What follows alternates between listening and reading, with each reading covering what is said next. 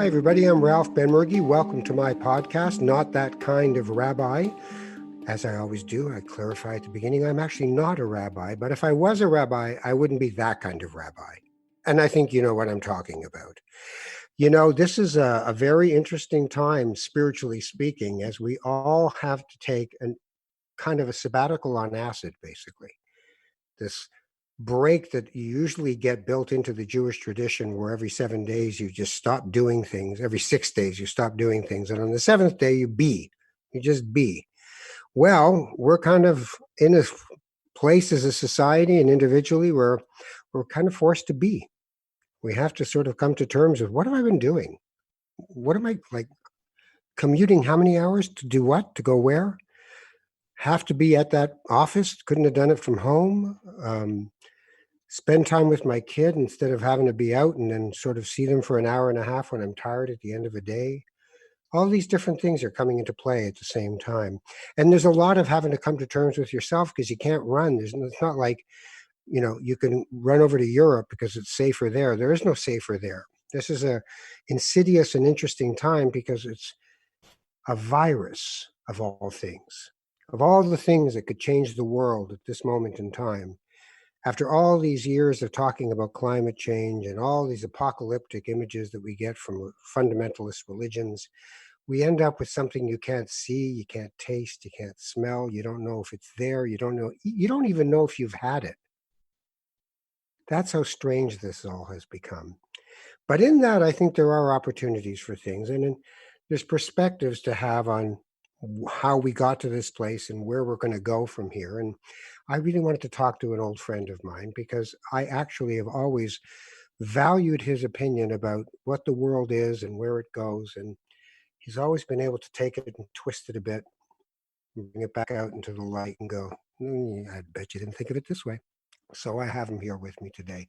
We've known each other since, God knows when, since high school, I think. And we've gone through a lot of wars together in showbiz in Canada, and he has stood tall through the whole thing and is still doing great work and still bringing a lot of laughter to a lot of people because he is the founder and the CEO of Yuk Yuks International, and all those Yuk Yuks clubs you go into, he's had a stake in making sure they happen. His name is Mark Breslin, and he joins me now. Hello, Mark. How are you? Ralph, I'm doing fine against all odds. How's isolation treating you? Now, I don't have a problem with isolation because I used to use another word for it in my life called solipsism. And as a result, the gap between how I live now and how I usually live isn't all that much. You know what I miss is shopping. But other than shopping, I'm perfectly happy to be at home. Most of my work now has been not at the office, not even at the clubs. Social media and the internet has changed my life to the point where I no longer have to be there to be there. And that's a fabulous thing. And that's been operating for the last 5 or 6 years. So when you talk about people who, have completely changed their lives because of COVID, and now they're home and they're with their kids, well, I've been with my family for the last, 10 years, far more than I've been out at the office or out at clubs anyway. So it hasn't been that much of a shift for me, I guess I'm glad to say. So I'm going to guess that the change in direction from outside to inside had a lot to do with having a kid. It did. It also had to do with getting older. And somehow when you're way out there every night of the week, it just seems kind of pointless. What do I want when I go out? What do I want? What am I looking for? What is the experience that I'm looking for? Well, I like people. I really do enjoy the company of people. And I get that. But, I don't drink. So that's of no interest. I'm married. I have no interest in picking up women. I'm at the point in my career where I've kind of met everybody who can really help. So I don't need to do that anymore. So why am I going out? Why am I going out at all? Yeah, it's an interesting thing. There's in the Hindu tradition, you spend you kind of did it in reverse. The first part of your life, you're the householder, and you create the sense of home. And then as you get older, you become a forest dweller. You go into a place of contemplation with a lot less stimulation. It seems like you've married the two ideas at one, so that you raise the family at the same time that you were done with having to be in the outside world all the time. Is that right? Well, nature doesn't want you to do it this way. Nature wants you to have children when you're 30.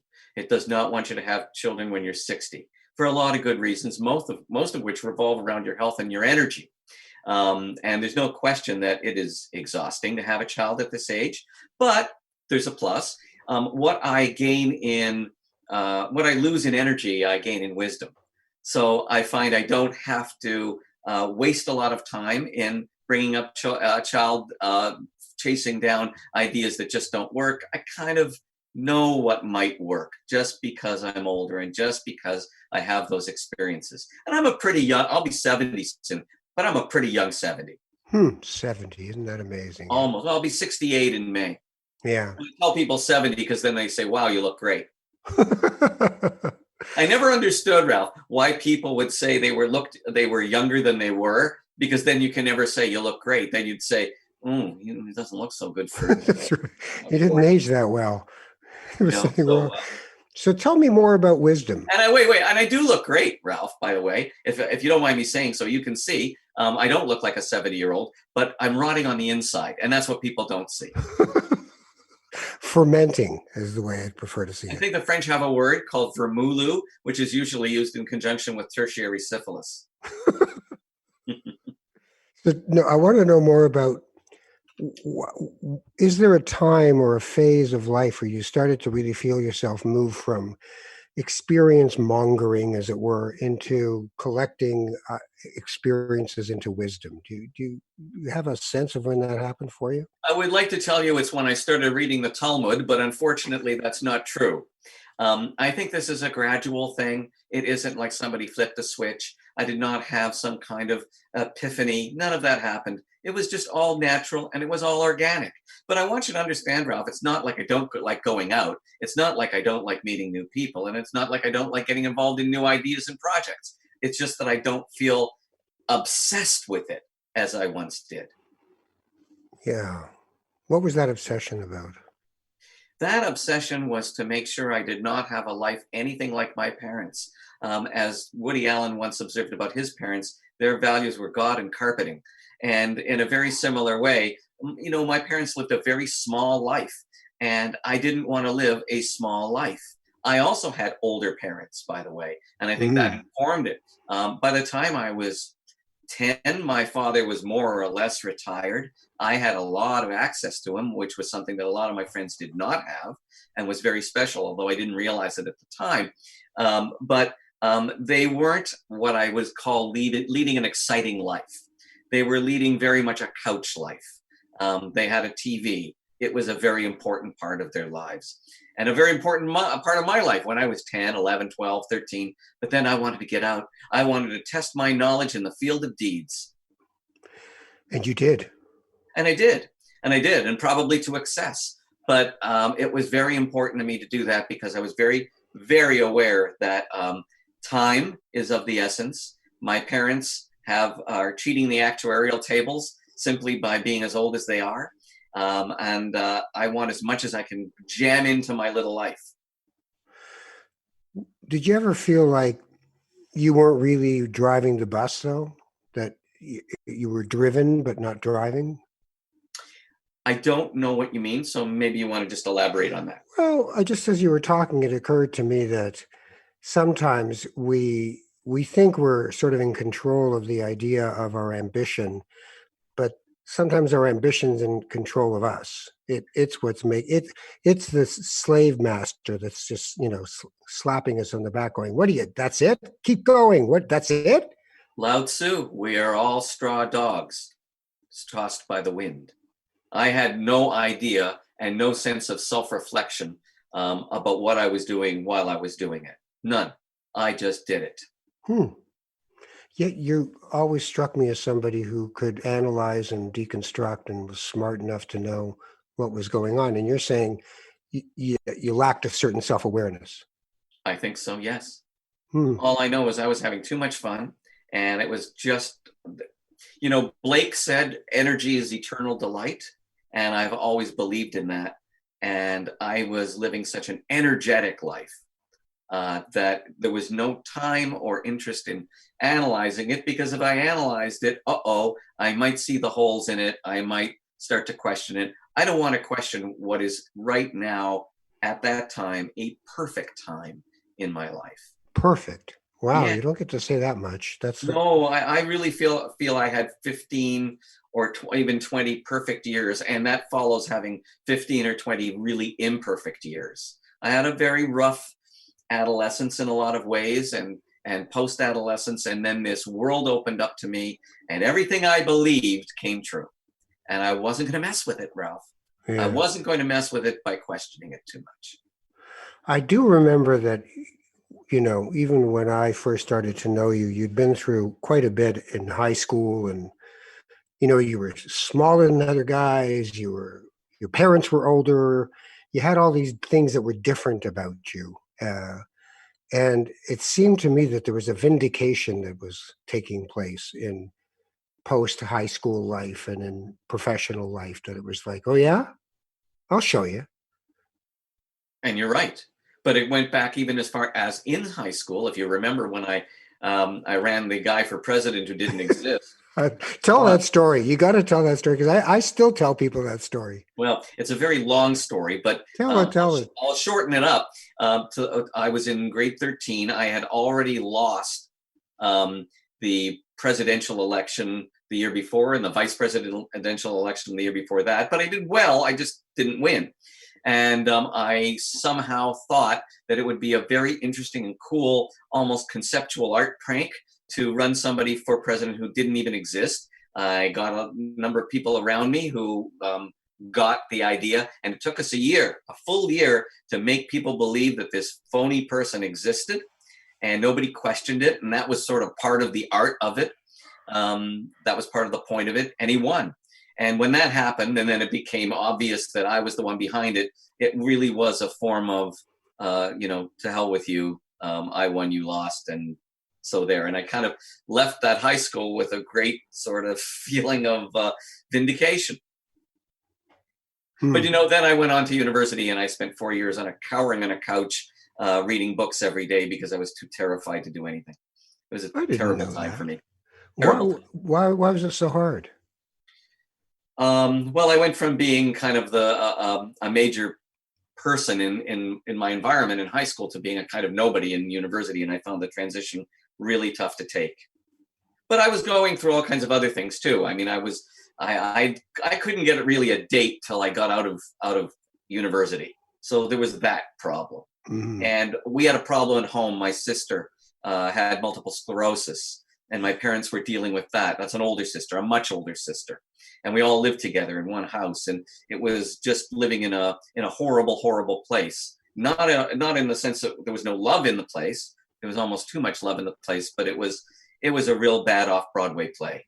And I had to get out. I just had to get out. I couldn't wait to wake up in the morning and go to school, go anywhere, come home late, go to a play, go to a movie, come home when everybody's already asleep, so I wouldn't have to hear all the Sturm and Drang of everything that was going on. That was a big problem too. It's interesting when you describe that. That sounds to me like the life that I saw you living when you started Yuk Yuks and were in Bay in Yorkville, and you'd be awake when everyone was asleep. You go out as late as you could. You did your own thing. You were never in, you were always moving, constantly moving. So it seems like it sort of has that same energy for different reasons. Well, Ralph, you can't hit a moving target. Can you?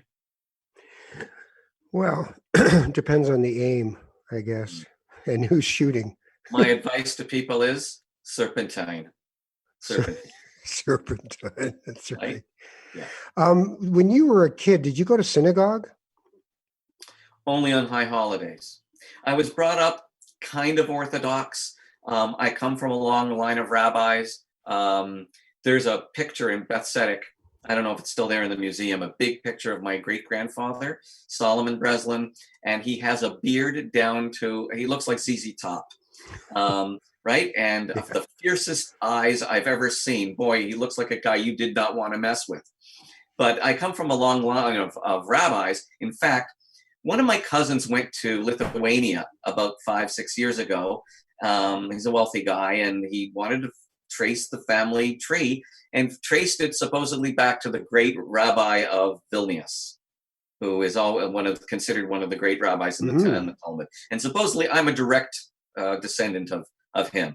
Meanwhile, I'm glad to know that he does not know that I belong to the Bacon of the Month Club and that I married a German girl. Out of spite. No, I don't think out of spite. I was, I really hated Hebrew school, but I really love Judaism, and there's a big disconnect there. And I think it's interesting for Jews is that they can kind of pick the kind of Judaism that they want. You'll find atheistic Jews, you'll find Zionist Jews, you'll find traditional Jews, you'll find Orthodox Jews, you'll find social consciousness Jews, and you can kind of create your own. And what I've gotten out of my Judaism after all these years is I love the notion of tikkun olam, which I'm sure you're very familiar with. Repair of the world. Yes. Sorry? Repair of the world. Yes, repair of the world, and that the Jews are put on this earth to actually, for their relationship with the Gentiles and to improve Gentile life. And I love the arrogance of that. That really appeals to me. But it also appeals to me that, when you think of all the things that Jews have done for the world, there's a lot of evidence that, we propel the world forward in a very positive way, not counting Epstein and Weinstein and, Yeah. Anybody bad named Jews. Steen. I can't stand them. These bad Jews don't do us any good, Ralph. Well, there was always that mythology when we were growing up, because I remember reading the Jerusalem Post when I was in journalism school, because I was analyzing some articles from there. And I was reading about, guys with Jewish names who were breaking and entering and attempted murder. And I thought, we're not supposed to be those people. So it sort of sunk in. But I want to go back to something you said, which is interesting for me, which is that Jews can choose the way they want to be Jews. I don't come from that. As you know, I come from Sephardic Judaism, and yes. as a Moroccan, very traditional kind of people. And when I came here, and I would go to visit friends' houses in Forest Hill in Toronto, come from my little apartment on Lyons Avenue and go and see the way they lived, I saw bacon in their fridge. I saw all this stuff, and I thought, wow, they're like doing boutique Judaism where they get to choose the parts they like.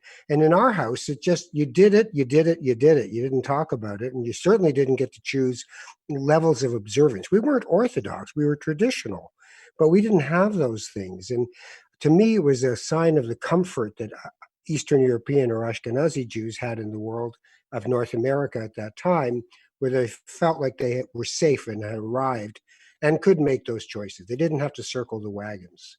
Did you ever? Go ahead. No, sorry. Ralph asked the question. No, go ahead.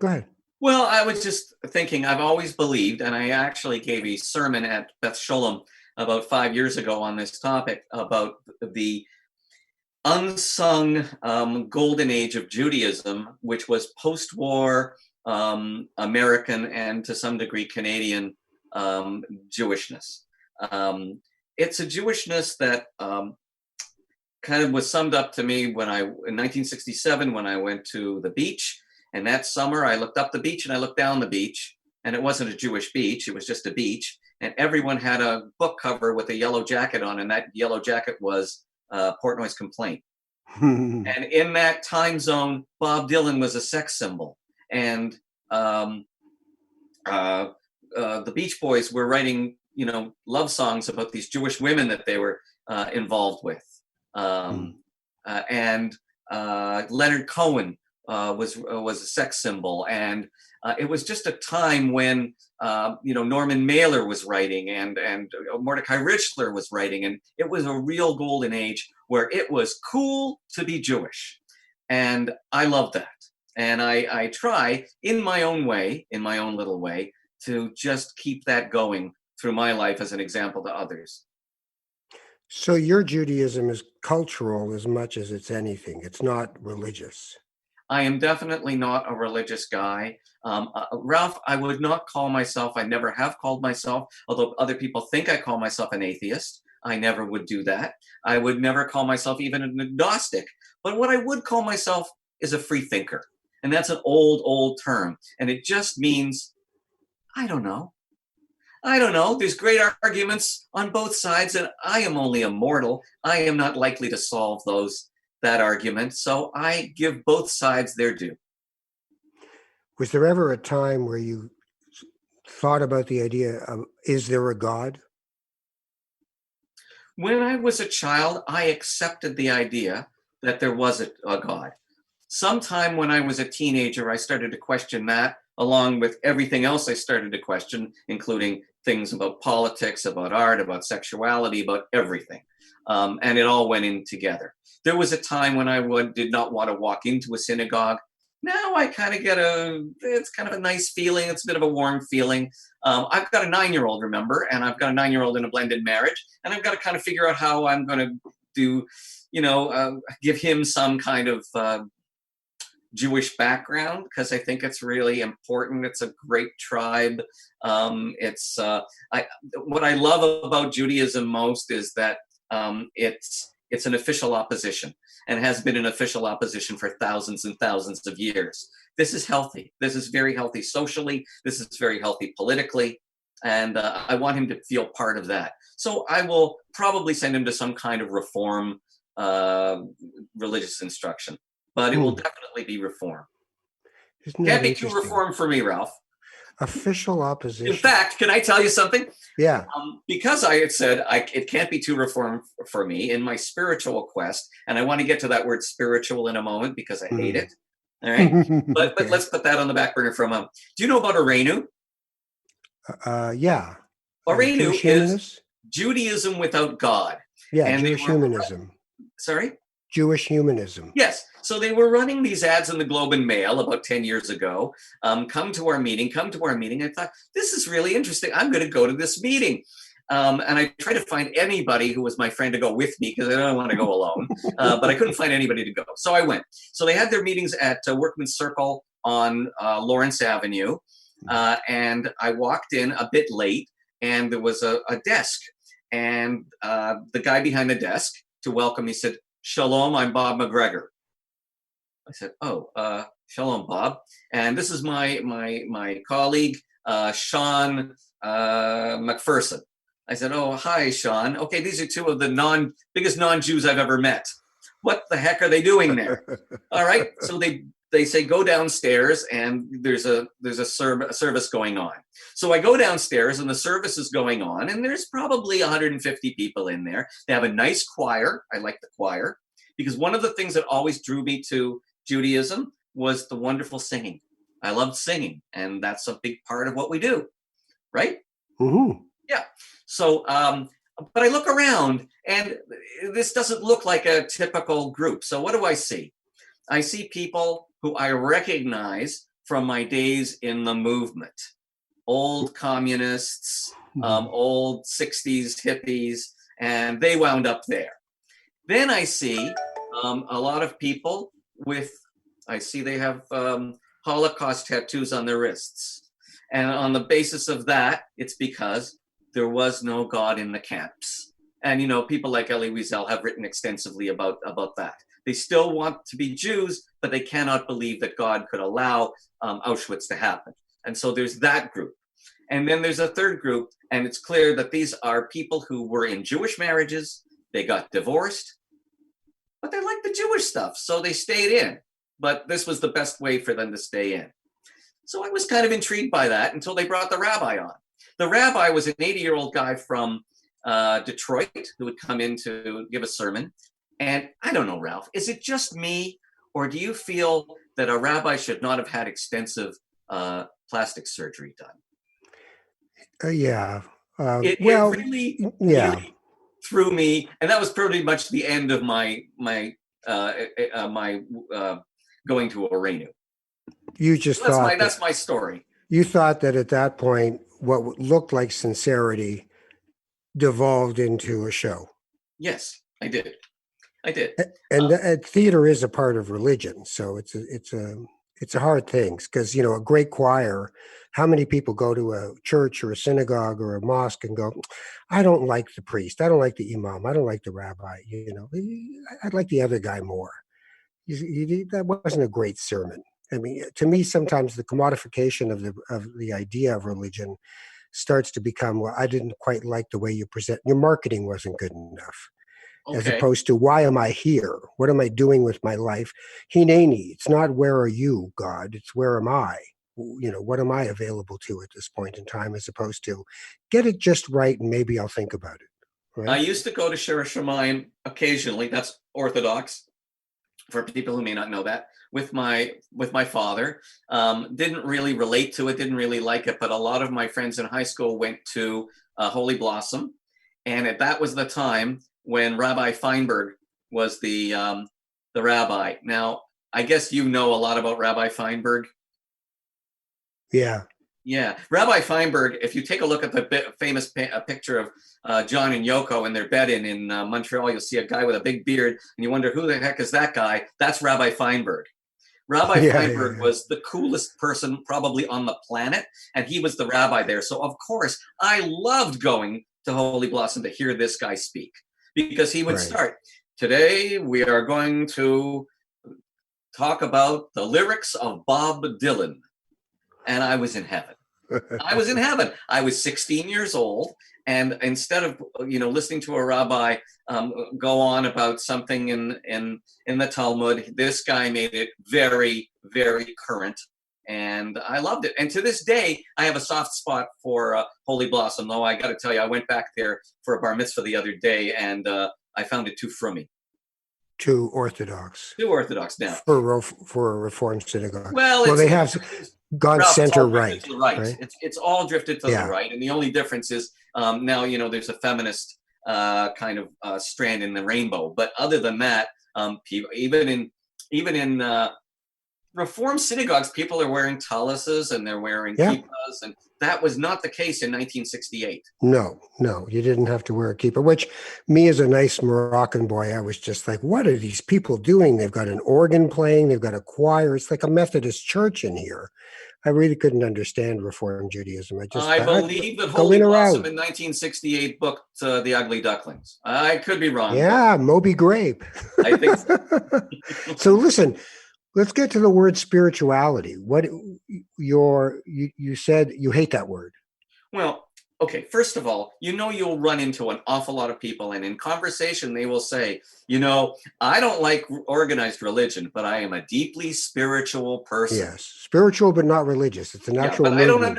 But I do not understand that. I think, actually, the truth is, I am not a spiritual person whatsoever, but I believe in religion. I believe in the value. Tell me how that works. Well, first of all, we have to ask ourselves, what does spirituality really mean? What does that word mean? It means something different to just about everybody. To some people, it means behaving nicely and kindly, but you don't have to believe in the interconnectedness of all things to be nice to people. I don't believe that you need the 10 Commandments to know not to kill. I mean, these sorts of things can be ingrained in you in a lot of different ways. But I like religion because religion at least is a fairly sophisticated conversation about the human soul. And I think there is a human soul, but the jury is not quite certain about this yet. But I think there is. And I like that conversation. And I like the idea that we go to a church, or we go to a mosque, or we go to a synagogue, and we're thinking and talking about things that we can't buy. I like that. That's a good thing. Mm-hmm.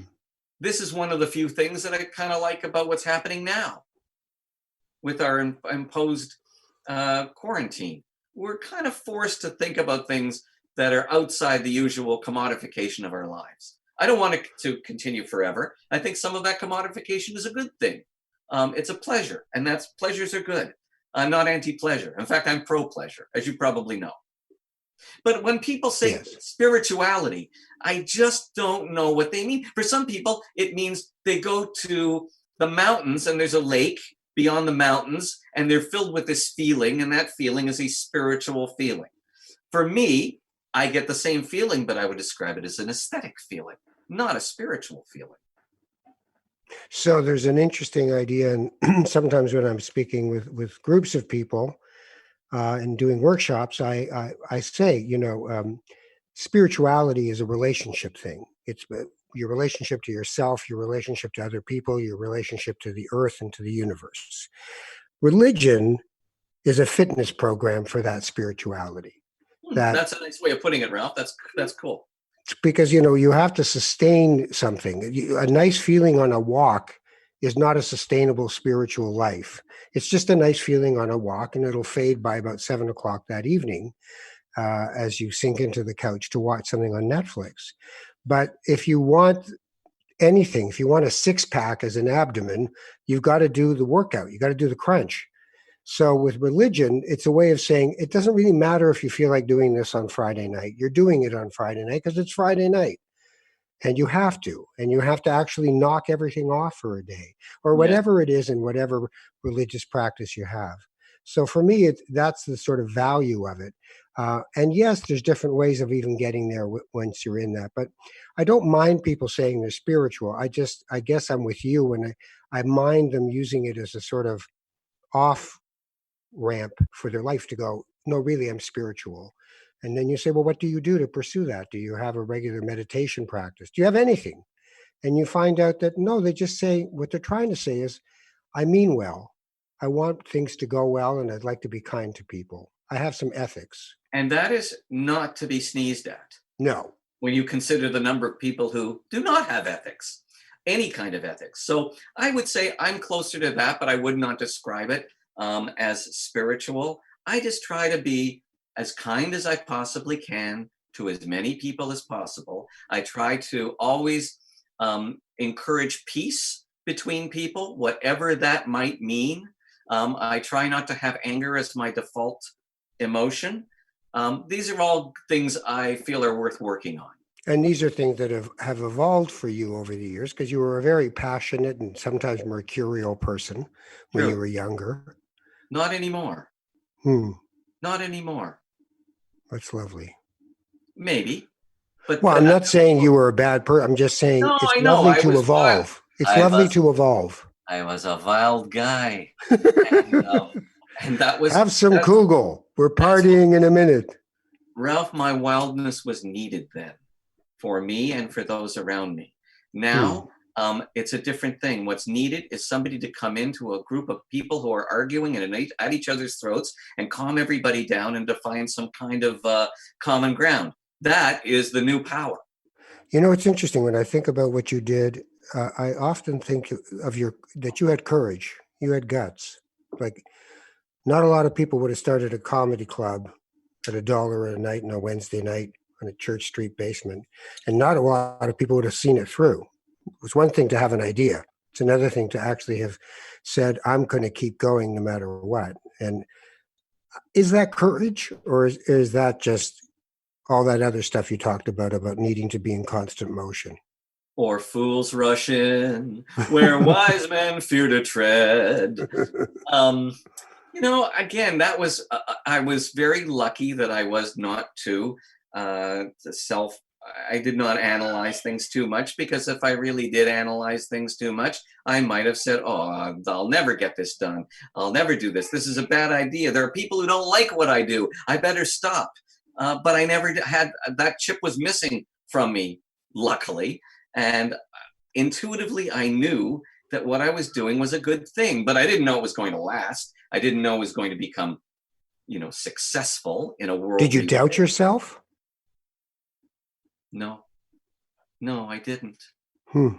I would not have been able to do what I did if I had doubted myself. And I surrounded myself with people who made sure I didn't doubt myself. I had very good friends. I could never have done anything that I did without my friends and supporters. Sometimes when I see really good stand-up, I think a lot of these people could have been preachers, could have been, pastors and rabbis and all the rest, because there's a part of them that wants to stop the funny for a minute and go, I'm telling you something. I'm trying to talk to you.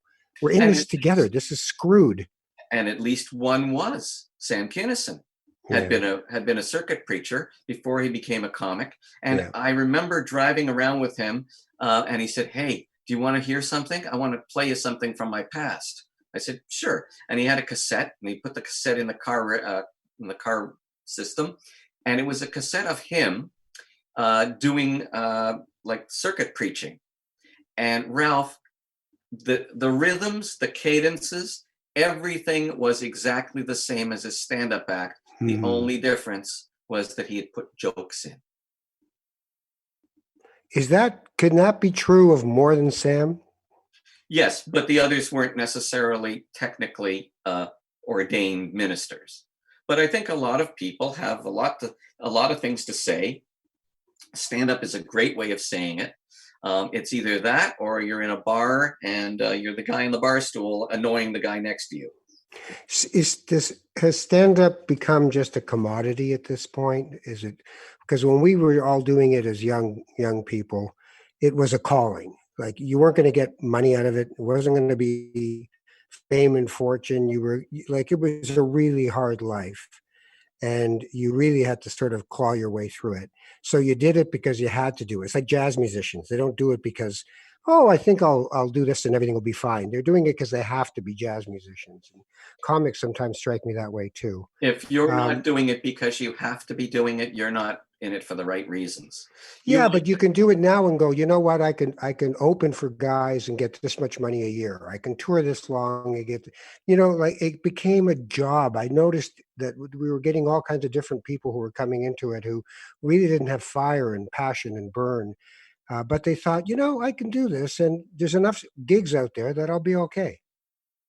I don't know, Ralph. I mean, it's sort of like medicine. Medicine is commodified. You get into it, you're going to make a good deal of money, but there's also the idealism of lightening people's burden and saving lives and eliminating human pain. I don't think the two things are necessarily mutually exclusive. Mm-hmm. However, it is chilling for me to, I have a school that I've put together at Humber College, and then we're in our 15th year, and we teach people how to be comics. It's a 2-year course, and you get a certificate at the end of it, and your parents come and they watch you graduate. Well, that was certainly so far from our experience, Ralph, where our parents were actually arguing over who gets the pistol to shoot the other one first. I didn't get a certificate. I missed that part. It was all right. So they do this, and they come to me, and they have a 5-year plan. And it's chilling for me to hear this, because this is so completely removed from what the spirit was when we got into it. But I still don't think that there's necessarily anything antithetical between wanting to have a job doing something that you do good in. And I don't think that's antithetical. There are too many good comics who are making a really good living for whom it's a job, and they are saying important things. So where do you go now? What do you do now? You said you're going to be 68 soon. What's life supposed to be now? Well, I'm not done yet. I mean, I'm involved in a really interesting charity with 2 other people named David Goodman and David Himmelfarb. And for the past 8 years, we've been doing a thing called Humor Me. And at Humor Me, once a year, we get CEOs, big CEOs, presidents of banks, presidents of big companies to do stand-up in front of 1,000 strangers and pay for the process. It's kind of like Miles for Millions, except remember Miles for Millions, where we would go around and pledge 25 cents for every mile I walk.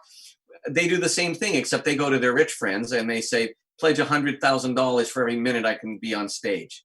And then we have Yuk Yuks comics who mentor them. And then we have a panel sort of like, those shows where they judge people. Oh yeah, judges like talent, that kind of thing. And I play the Simon Cowell role on this panel. And we raise about $1.5 million on one night for this. And where's the money go? Mostly kids' charities.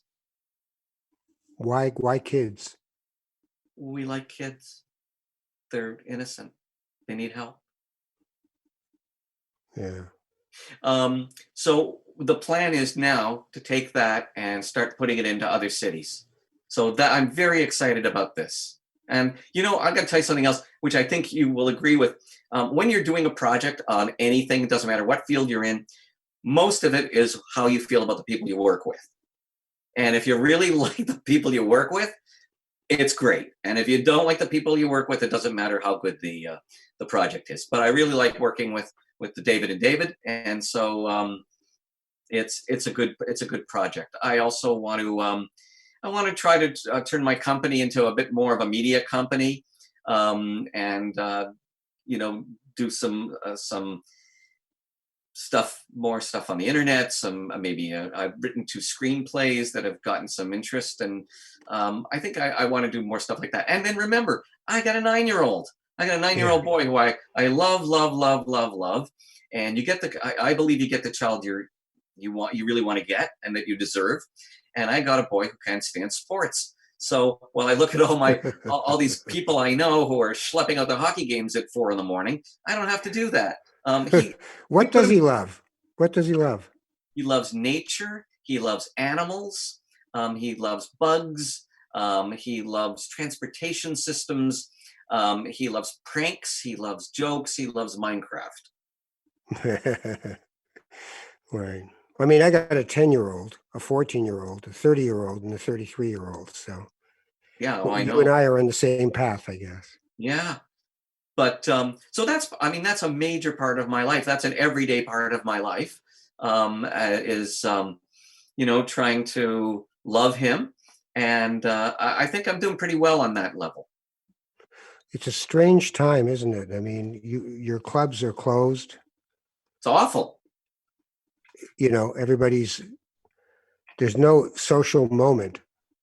There's no one to talk to on that level unless you go online. But one more thing. My wife's a conversationalist. I want to ask one more thing. Yeah. Do you believe there's an afterlife? Don't know. Do you want to believe there's an afterlife? Not particularly. I think we live on through the deeds that we do. Oh, that is such a cliche. But it's true. Well, it's kind of true. Sorry, what? It's true. Yeah, we live on through the deeds that we do. I think that unfortunately, you see, if there's something akin to reincarnation, my fear is that because of the second law of thermodynamics, you would lose some amount of energy in that transfer. So you could only come back as something lower. So I could only come back as a lounge act or a magician, and I don't want to do that. There used to be a place in Winnipeg called the Viscount Gort. I know it. And right? And they had a comic in there. I can't remember his name, but when I worked there at the CBC for a couple of years at the beginning of my career, he was there every night. And I thought there was nothing tougher than trying to be a stand-up in the same place every night, because it's not like you can do your act once and go away. He's got to just be with whatever's there that night. Well, nowadays we would call it a residency, and it would sound very classy. And you'd get a certificate. Yes. Which is still something I'm trying to get over. Anything you didn't do or don't think you'll get to do that you kind of feel like that would have been good too? Should I have stayed in California when I went to produce the Joan Rivers show in 86, 87? I had an opportunity to stay, but I would have had to kind of start at the bottom again and work my way up. But I had enough contacts that wouldn't have been impossible. I had an amazing relationship with Fox, and I don't mean Fox News, but the Fox that was toying with, they hadn't even put Married with Children on the air. And they were looking for people to be, development people. I think I could have gotten that job, stayed there, and I think I would have wound up being very involved in the American sitcom business. And I think that would have been an interesting life. I liked California very much. In fact, my wife and I had an exit strategy, which was to move to Palm Springs, not Los Angeles, but Palm Springs, because we love it there. I mean, Jews, gays, cacti, what's not to like? But it's got a lot of culture and sophistication for a place that size. And we love the weather. I have no problem with the heat. I'm a Jew. I can wander in the desert. No problem at all. But then when we had Jackson, we realized not a good place. to bring up a child, because it's kind of a retirement community in a sense. And he'd wind up just cooking meth north of the 10. So we thought, this is not a good idea. Maybe someday we'll have enough money. We'll just buy a vacation home there. Or he'll be a caddy on one of those golf courses where you can see where the desert's rock is and then the sod on top of it. Yes, that's right. Frank Sinatra away. Sorry? Frank Sinatra away. Yeah. We rented a house once. It was a beautiful little house on a golf course. And if you look directly across the golf course, a good mile, maybe even a little more, you could see Frank Sinatra's house, which, by the way, is owned by a Canadian. Oh, yeah. It's owned by Jim Pattison. Oh, from BC. And he rents it out for, it's not that crazy. He rents it out for, I think, $3,000, $3,200 a night. And you go with a bunch of people, and it's not impossible. If you were in the Rat Pack, who would you have been? Well, I would have been Dean, because he doesn't drink. Yeah. I don't drink. I know. I love that about Dean, that his whole thing was about being drunk and he didn't drink. Yeah, I think I would have been Dean, and I would have loved to have sang. I could never sing like Frank in a million years. No. But I may be able to carry a tune and sing a bit like Dean. It isn't that far from the possibility. I couldn't agree with you more, because I would have been Dean. I interviewed his son once, and he described his dad. He said, my dad was all about being a dad. He was a homebody. He just hung around the house. He just played with us. And then he'd go out there, and I'd see him on TV, and I'd think, what's he doing? And he would be like, hey, how's it going? Yeah. Mr. Drunk Guy. And it was just like, he'd come home and be like, I'm not going out. I hate going out. So, well, my son Jackson has gone to a lot of my public performances. I don't do stand-up, but I do a bunch of, lectures and sort of do hosting and things at different events. And I bring him sometimes with my wife, and it is a shock to him, I think, to see me in that context. Yeah, they stare at you and they stare at the audience and think, what is he doing? Well, how's this happen? You were really a good stand-up, I always thought. Thank you, Ralph. No, really. I mean, people would think, oh, well, it's his club. It's, he's just emceeing because it's his club. And some of the stuff you did was some of my favorite stuff. And it was modeling for the rest of us, that we could see that if you were going to get out there and have that kind of guts and say the things you did and really go out on the limb and not care whether it was going to kill, but really just do it and commit to it. I think for a lot of us, it sort of put a little steel in our backs where we went, right, you can do this. You can just go out there and do this. You don't have to be safe. You don't have to worry about it. You just go for it. So I always admired that about you. Thank you, Ralph. And that was part of the plan. I mean, that was part of the idea, that if I could go further, if I could go out that far, then it would sort of pave the way for others to go far too. Yeah, and it worked, because a lot of them did very well. We certainly had amazing people come out of the club, certainly in that period of time, one after another, after another, after another. And nowadays, though, I don't see a lot of emergent Canadian comics that, go to LA and... Well, the marketplace, you got to remember, Ralph, the marketplace has shattered. And I don't mean because of COVID. The marketplace has shattered into tiny little plinths. And so everybody's got, there's a marketplace for everybody. There's no such thing as an outsider artist. That's what the internet has killed, because everybody's got 8 fans. Everybody's got 8 people who thinks that this guy is a genius. And it just goes from 8 to 80 to 800. And if you have 800 fans in every city, you're now making a living. Right. You just go from place to place to place. But the idea of a Seinfeld, who told me when I saw him at a charity event a couple of years ago, said, and I used to book him, and he said, Mark, I can't believe it. He said, they tell me I'm worth $880 million, and sometime in the next 4 years, I'm going to cross the $1 billion threshold. He said, and you used to pay me $100. But you're not going to find somebody like that anymore. It's broken down. A lot of people, I think it's going to, the current scene creates a lot of well-to-do professional class comics, but not superstars in the way that we used to. Yeah.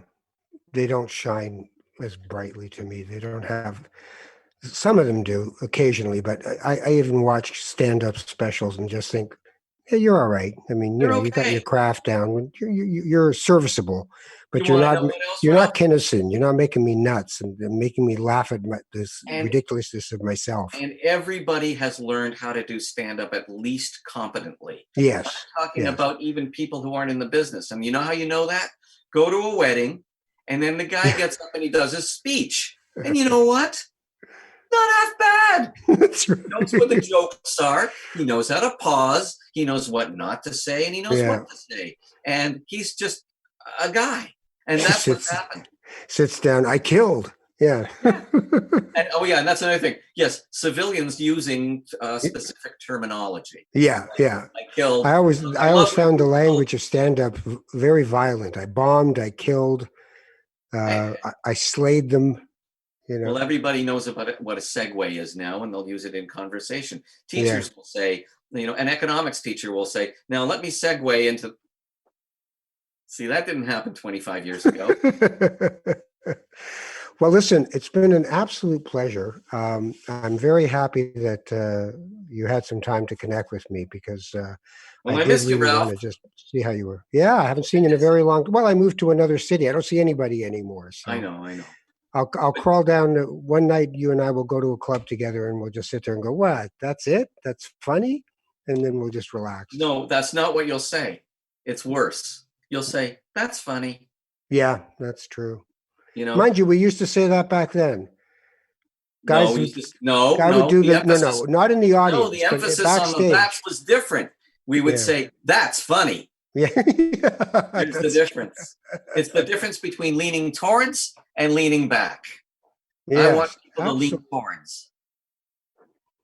Yes, and you always have, my friend. Thank You you. take care of yourself, all right? You too. And we will get together when this is all over. Absolutely. Okay? All right, you take care. You too. I love you, Ralph. I love you too, Mark. You take care of yourself and your family. Okay, Be you too. well. Bye. Bye. Well, that's it for another edition of Not That Kind of Rabbi, the pandemic edition. And I hope you've enjoyed listening to our conversation. A lot of reminiscing, but then again, a lot of history. So it was all worth doing in the way we did it. And if you want more of Not That Kind of Rabbi, please find us on any podcatcher and subscribe.